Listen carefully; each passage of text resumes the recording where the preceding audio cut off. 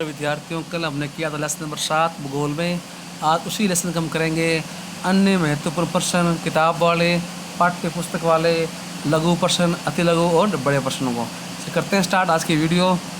अध्याय 7 राष्ट्रीय अर्थव्यवस्था के नवीन जीवन रेखाएं। इस पाठ की कुछ बातें हैं जो आपको याद रखनी है। देश की जीवन रेखा किसे कहते हैं? परिवहन और संचार के आधुनिक साधनों को देश की जीवन रेखा बोलते हैं। अब इसे देश की जीवन रेखा क्यों बोलते हैं? क्योंकि साधन है, यही साधन क्या है, लोगों को एक दूसरे के पास लाते हैं और राष्ट्रीय और अंतर्राष्ट्रीय दोनों ही व्यापार में क्या करते हैं, सहायता करते हैं। परिवहन के साधन, ये साधन मनुष्य और सामान को एक स्थान से अन्य स्थान तक लेकर जाते हैं। उदाहरण के लिए रेल, वायु और जल परिवहन। फिर संचार के साधन, ये साधन सूचना, समाचार और संवाद को एक स्थान से अन्य स्थान तक लेकर जाते हैं। उदाहरण के लिए समाचार पत्र, radio, TV, telephone, mobile, email इत्यादि। स्वर्णिम चतुर्भुज योजना, ये 6 लेन वाली सुपर हाईवे योजना है जो NHAI के द्वारा शुरू की गई है। इसमें जो रोड बनेगी वह भारत के 4 महानगर दिल्ली, मुंबई, चेन्नई और कोलकाता को आपस में जोड़ेगी। फिर राष्ट्रीय राजमार्ग, ये 4 से 6 लेन सड़कें हैं जो देश के दूर स्थित भागों को जोड़ती है। इनका रख रखाव केंद्रीय लोक निर्माण विभाग CPWD द्वारा किया जाता है। फिर सीमांत सड़कें, सीमांत सड़कें हैं सीमा सड़क संगठन के द्वारा सीमांत क्षेत्र मतलब बॉर्डर एरियाज में सड़कों का निर्माण और रख रखाव किया जाता है। ये दुर्गम स्थानों को नज़दीकी शहरों और गांवों से जोड़ती है। व्यापार, विभिन्न व्यक्तियों, राज्यों, विभिन्न देशों के बीच वस्तुओं के आदान प्रदान को व्यापार कहते हैं। अंतर्राष्ट्रीय व्यापार, जब 2 या 2 से अधिक देशों के बीच में वस्तुओं और सेवाओं का आदान प्रदान होता है उसे अंतर्राष्ट्रीय व्यापार कहते हैं। इसमें देखो, इसमें है क्या, इसमें 2 या 2 से अधिक देश जुड़े होने चाहिए। देश का 95% व्यापार समुद्री मार्ग से होता है। व्यापार संतुलन, किसी देश के आयात मूल्य और निर्यात मूल्य का अंतर। जब व्यापार निर्यात अधिक हो और आयात कम हो तो व्यापार संतुलन है, और जब क्या हो जाए, निर्यात घट जाए और आयात बढ़ जाए तो व्यापार संतुलन में नहीं है। रेल परिवहन यात्रा का मुख्य साधन है। भारतीय रेल परिवहन को 16 भागों में बांटा गया है। आप जानते हो उत्तरी पश्चिमी रेलवे का मुख्यालय अपना जयपुर है। गेज या पथ, रेल की 2 पटरियों के बीच की दूरी को गेज या पथ कहते हैं। पतन या बंदरगाह, समुद्र का वह स्थान जहाँ जहाज़ों पर वस्तुओं को लादने और उतारने काम करते हैं। ज्वारीय पतन, एक बंदरगाह जो ज्वार के समय ही काम करता है। उदाहरण के लिए गुजरात में कांडला बंदरगाह है। अब करते हैं प्रश्न अभ्यास पाठ्य पुस्तक से। पहला, निम्नलिखित में कौन से 2 स्थान पूर्वी और पश्चिमी गलियारों को जोड़ते हैं? तो विद्यार्थियों, पूर्वी और पश्चिमी शहर गौर से देखेगा। जहां मुंबई और नागपुर तो एक ही राज्य में है, महाराष्ट्र में, तो ये तो संभव ही नहीं है, दोनों क्या एक ही राज्य में है। फिर नागपुर और सिलीगुड़ी, भाई सिलीगुड़ी असम के अंदर है और नागपुर महाराष्ट्र में है, तो दोनों ही क्या है, ना पूर्वी है ना पश्चिमी है। क्यों हमें यहाँ बात करनी है जो सबसे अंतिम किनारा हो पूर्वी का और पश्चिमी का, और यही बात यहाँ संभव नहीं, तो उसका उत्तर होगा सिलचर और पोरबंदर। सिलचर और पोरबंदर। कौन सा परिवहन का साधन वाहनांतरण की हानियों और देरी को घटाता है? देखिए विद्यार्थियों, इसमें कौन ऐसा जो कम से कम नुकसान करता है और कम से कम देर करता है? तो आप जानते हैं रेलवे तो कभी कभी देर, क्या हर रोज़ देर होती है। जल परिवहन हर जगह संभव नहीं है। सड़कों में हानियां हो सकती है। कौन बचा? पाइपलाइन। पाइपलाइन के माध्यम से क्या है, हानि की संभावना बहुत कम है। फिर है निम्नलिखित में से कौन सा राज्य हजीरा, विजयपुर और जगदीशपुर से नहीं जुड़ा हुआ? ठीक है, तो आप जानते हैं हजीरा, विजयपुर और जगदीशपुर ये गुजरात, मध्य प्रदेश और महाराष्ट्र की पाइपलाइन है। तो इसमें देखो मध्य प्रदेश जुड़ा हुआ है, गुजरात जुड़ा हुआ है और यूपी जुड़ा हुआ है, महाराष्ट्र नहीं जुड़ा हुआ। उत्तर क्या होगा? महाराष्ट्र। ठीक है ना, ये इसका उत्तर होगा महाराष्ट्र, इसका उत्तर होगा महाराष्ट्र। तो बाकी तीनों क्या ऐसे जुड़े हुए हैं। निम्नलिखित कौन सा पतन पूर्वी तट पर है जो अंतःस्थलीय और अधिकतम गहराई का और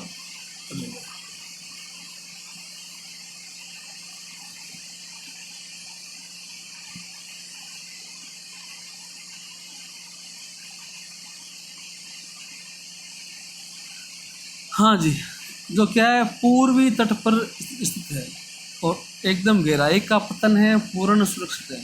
तो विद्यार्थियों आप ध्यान रखना भाई, एकदम पूर्वी भाग में है। तो पारादीप उड़ीसा में है, तूतीकोरिन और चेन्नई ये तमिलनाडु में है, विशाखापट्टनम है आंध्रा में। तो उसका उत्तर होगा विशाखापट्टनम, इसका उत्तर नहीं होगा। विद्यार्थियों अगला प्रश्न, भारत में कौन सा परिवहन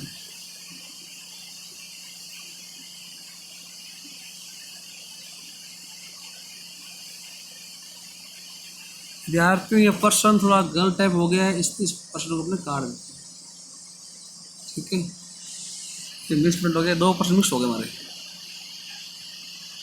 अब 1 अंक वाले प्रश्न, पूर्वी पश्चिमी गलियारा किन 2 क्षेत्रों को जोड़ता है? तो सिलचर असम और पोरबंदर गुजरात। फिर उत्तरी रेलवे का मुख्यालय कौन सा है? दिल्ली। भारत में पहली रेलगाड़ी कब और कहाँ चलाई गई? 16 अप्रैल 1853 को मुंबई और ठाणे के बीच। वो दोनों कहाँ पर है? दोनों है महाराष्ट्र में।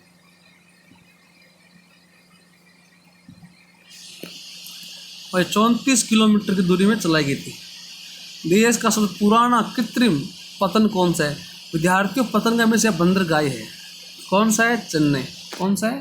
चेन्नई। विद्यार्थियों आप सभी बंदरगाहों के राज्य याद कर लेना। अगर यहाँ से नक्शा पूछते हैं तो बंदरगाहें पूछेंगे। तमिल सड़क घनत्व से आप क्या समझते हैं? प्रति 100 वर्ग किलोमीटर क्षेत्र में सड़कों की लंबाई को सड़क घनत्व कहते हैं। राष्ट्रीय जलमार्ग संख्या नंबर 1 किन स्थानों के बीच में है? तो आप जानते हो जलमार्ग कुछ है, और भारत की सबसे बढ़िया या सबसे टॉप नदी कौन सी है? गंगा है। इलाहाबाद और हल्दिया के बीच 1620 किलोमीटर लंबी मार्ग को बोला गया है। ये मार्ग कहाँ पर है? गंगा नदी पर बना हुआ है। उत्तरी दक्षिणी गलियारा किन 2 क्षेत्रों को जोड़ता है? श्रीनगर को कन्याकुमारी से। जहाँ श्रीनगर जम्मू कश्मीर और ये तमिलनाडु। ये कहाँ है? तमिलनाडु, ठीक है। पाइपलाइन परिवहन से क्या अभिप्राय है? परिवहन का नया साधन है, पानी को घरों और खेतों में पहुंचाने के साथ साथ कच्चा तेल, पेट्रोल उत्पाद, प्राकृतिक गैस को गैस शोधन शालाओं तक और ताप घरों तक पहुँचाती है पाइपलाइन परिवहन। भारत की तट रेखा लंबाई कितनी है? 7516.6। फिर कौन सा समूह पतन लोहा एसक के निर्यात में मुख्य पतन है? तो मारमे गोवा। तो कहाँ पर है मारमे गोवा? ये गोवा में ही है। कहाँ पर है? गोवा में, ठीक है। आज़ादी के बाद पहला विकसित पतन कौन सा है? कौन सा है? कांडला। कौन सा है? कांडला। कहाँ पर है? गुजरात। कहाँ पर है? गुजरात। भारत के 2 अंतःस्थलीय जल मार्गों के नाम बताइए। पहला है नंबर 1, देखो भाई विद्यार्थियों, इसको बोला गया है मार्ग नंबर 1, इसको बोला गया मार्ग नंबर 2। पहला है गंगा नदी वाला इलाहाबाद से हल्दिया के बीच, फिर है ब्रह्मपुत्र वाला सदिया और धुबरी के बीच। भारत में वायु परिवहन का राष्ट्रीयकरण कब किया गया? राष्ट्र मतलब होता है कि पहले आप जानते प्राइवेट कंपनीज थी, उनको सरकारी रूप में एजेंस किया गया। 1953 में किया गया था। बड़े शहरों में डाक संचार में तीव्रता लाने के लिए कौन कौन से मुख्य उपाय किए गए? तो 6 डाक मार्ग बनाए गए हैं। राजधानी चैनल, मेट्रो मार्ग चैनल, ग्रीन चैनल, व्यापार चैनल, भारी चैनल और दस्तावेज चैनल। फिर भारत में किस क्षेत्र में विशेष प्रावधान के माध्यम से हवाई यात्रा को आम जनता तक पहुंचाया गया है? वह उत्तरी पूर्वी राज्यों में। निम्नलिखित प्रश्नों के उत्तर लगभग 30 शब्दों में दीजिए। पहला है सड़क परिवहन के 3 गुण बताइए। उत्तर भारत विश्व के सर्वाधिक सड़क जाल वाले देशों में से एक है। सड़क परिवहन गुण क्या है बताइए। करते हैं बात। सड़क परिवहन अन्य परिवहन साधनों के उपयोग रूप में कड़ी काम करता है। उदाहरण के लिए सड़कें रेलवे स्टेशन, वायु, समुद्री बंदरगाहों को जोड़ती है। इसके निर्माण में लागत क्या आती? कम आती है। उबड़ खाबड़ भागों पर क्या है? बढ़ सकती है। ये घर घर सेवा देती है और सामान चढ़ाने उतारने लागत क्या है? कम है। फिर रेल परिवहन कहाँ पर सुविधाजनक है और क्यों? तो भारत में रेल परिवहन वस्तुओं और यात्रियों के परिवहन का मुख्य साधन है। रेल परिवहन अनेक कार्यों में सहायक है, व्यापार, भ्रमण, तीर्थ, लंबी दूरी का सामान परिवहन आदि। भारत के उत्तरी मैदानों में रेल परिवहन क्या है? बढ़िया है, क्योंकि यहाँ विस्तृत भाग में समतल भूमि है, जनसंख्या अधिक है, कृषि और संसाधन प्रचुर मात्रा में, इसलिए यहाँ रेलों का विकास और वृद्धि हुई है। फिर सीमांत सड़कों का महत्व क्या है?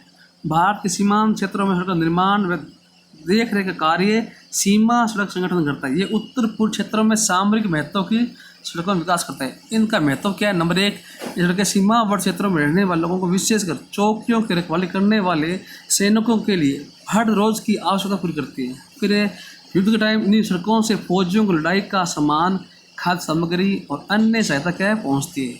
इन सड़कों से दुर्गम क्षेत्रों में आना जाना क्या संभव हुआ है और सड़कें आर्थिक विकास में सहायक है। फिर क्वेश्चन नंबर 4, व्यापार से आप क्या समझते हैं? स्थानीय और अंतर्राष्ट्रीय व्यापार में क्या अंतर है? तो राज्य व देशों के बीच में अलग अलग वस्तुओं का आदान प्रदान क्या है? व्यापार कहलाता है। स्थानीय व अंतर्राष्ट्रीय व्यापार में अंतर निम्न है।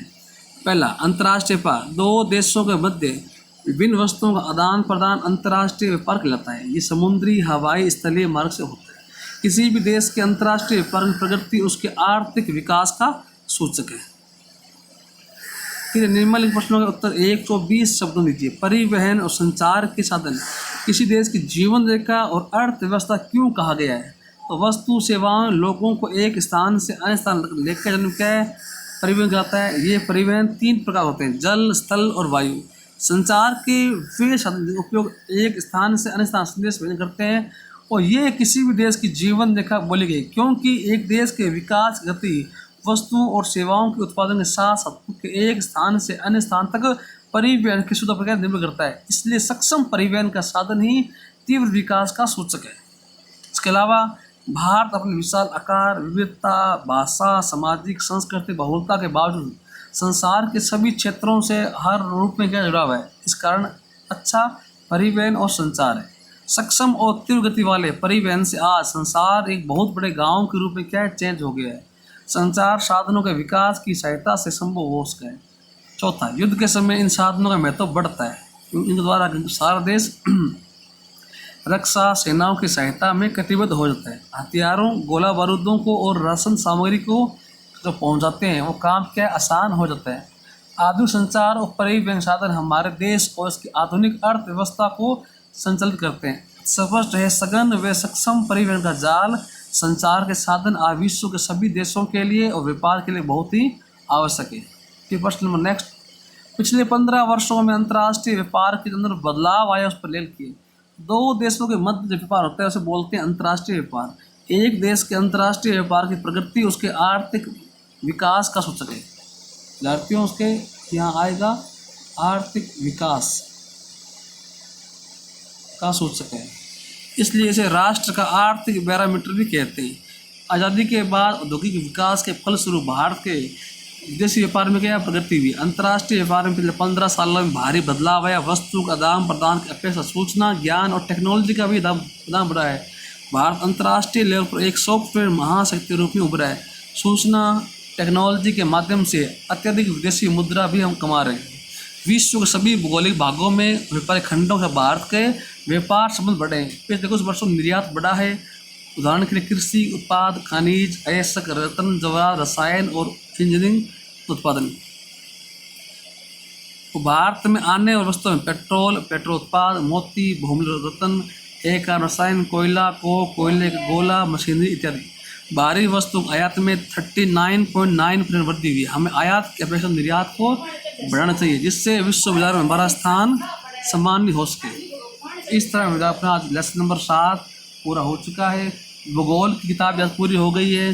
अपने स्टार्ट करें पॉलिटिकल। तो वीडियो पसंद आए तो लाइक कीजिए, कमेंट कीजिए, शेयर कीजिए। धन्यवाद।